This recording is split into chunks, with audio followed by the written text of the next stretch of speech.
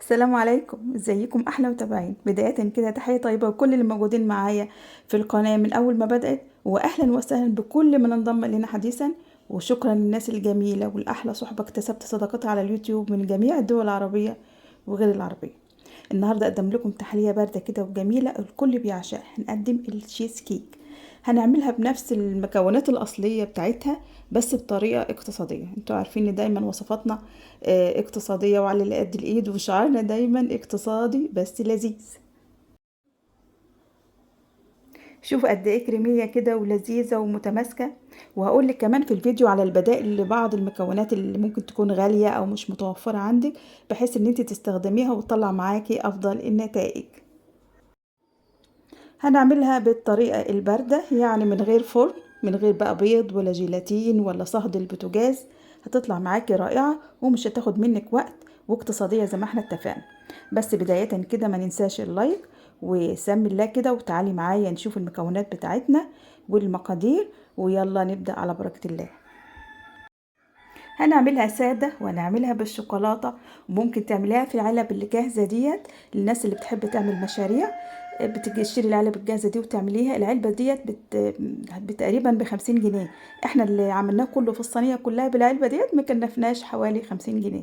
هنعملها بطريقة اقتصادية وجميلة، سواء السادة البيضة اللي بالصوص الفراولة أو اللي بالشوكولاتة. بداية كده هنعوز الطبقة الأولانية هتبقى من البسكويت. هنجيب 4 باكيتات من البسكويت، أي نوع أنت بتفضليه.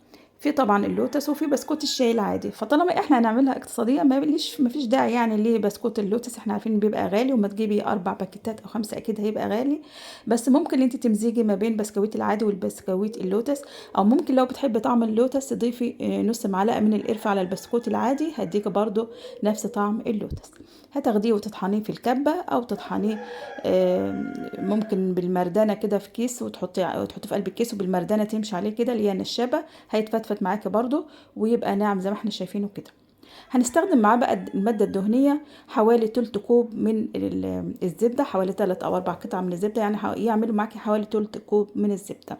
الزبدة أفضل من السمنة عشان الزبدة بيكون فيها سوائل فبتعجنلك البسكويت أحسن يعني من السمنة.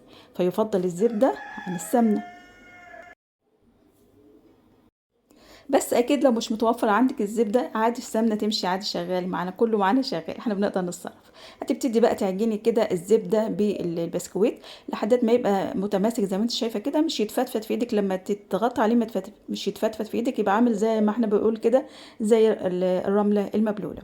هتجيبي بقى قالب يكون او صينيه بتتفتح من الجنبين عشان نقدر نطلعها بعد كده بسهوله. وتبتدي اللي انت تضغطي على البسكويت جامد، سواء بسباتولا او بقعر كوبايه زي ما انت شايفه كده او كاس. تضغطي كويس، لازم تكون متماسكه عشان احنا مش هندخلها الفرن، احنا هنحطها على طول في الفريزر او في التلاجة تتماسك. فعايزينها تبقى متماسكه جامد. تضغطي بقى من الجناب كده عشان مش تتفتفت منك وانت بتقطعيها. شوفي زي انا بتك من الجناب كده على الحرف كده، لازم تكون متماسكه من الجناب ومضغوطه كويس.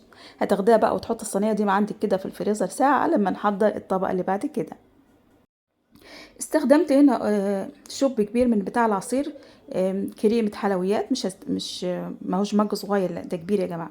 بس هو اقتصادي عامة، احنا بيستخدموا في التشيز كيك حوالي نص كيلو من الكريمة، احنا حطينا بس كوباية، ومع حوالي تلت او ربع كوباية من السكر المطحون. وتبتدي ان انت تضربيهم الكريمة دي مع بعضها. احنا قلنا هنعملها بنفس المكونات الرئيسية بتاعت التشيز كيك بس بطريقة اقتصادية. الاقتصاد هنا اللي انا مش هعلي ارتفاع التشيز كيك، او هتبقى ارتفاعها معقول. فعملت كوبايه كفايه زي ما قلت لك من كوبايات الايه اللي مستخدمه في العصير. بعد كده هعوز الجبنه، والجبنه اساسي في التشيز كيك. مش هنستخدم بقى الجبنه المسكربون ولا الجبنه الكريمي، هنستخدم المتوفر عندنا. فحطيت هنا حوالي 6 قطع من الجبنه اللي هي المعروفه المثلثات او اللي بتبقى مربعات.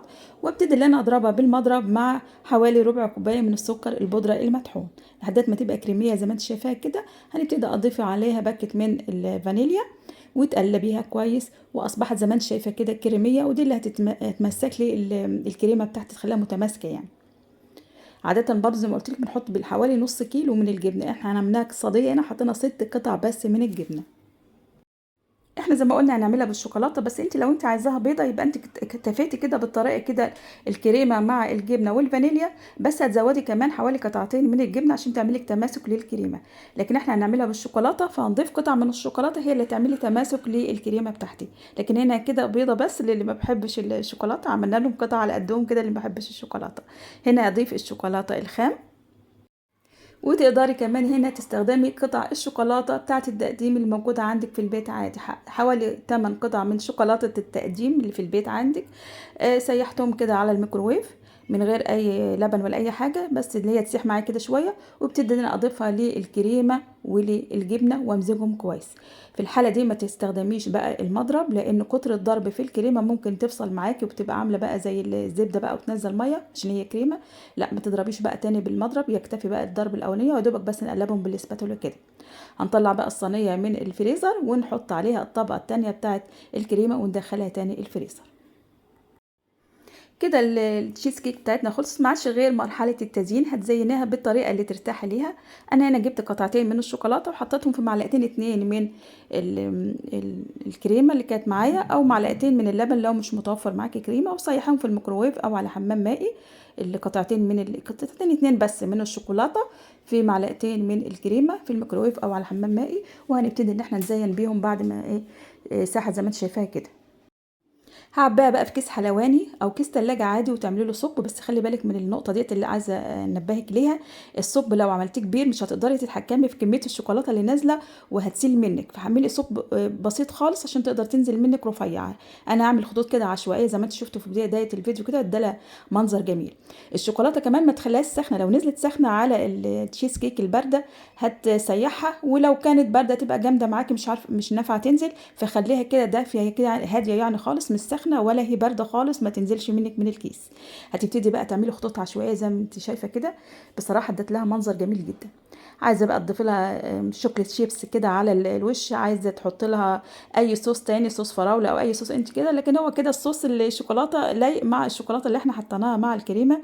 بصراحه كان شكلها يفتح النفس، جميله ولذيذه. شايفين؟ والارتفاع مش عالي قوي، يعني شبه كده شويه، شبه شويه طارت كده، مش عاليه او مش مرتفعه قوي. احنا اللي يهمنا ان هي ادتنا لها منظر جميل وطعم جميل، مش لازم تكون مرتفعه قوي وبالتالي هتبقى سعرها مرتفع والمكونات بتاعها كتير. لا احنا كده ببساطه عملنا احلى تشيز كيك. هتقطعها بقى بالطريقه اللي انت عايزاها. شفتوا الجمال والارتفاع؟ ارتفاع مناسب اهوت، وشكلها كان روعه. يا رب تعجبكم وتجربوها، ومستنيه رايكم في الكومنتات واللايك بتاعكم الجميل. واشوفكم في وصفه جديده ان شاء الله، والسلام عليكم ورحمه الله وبركاته.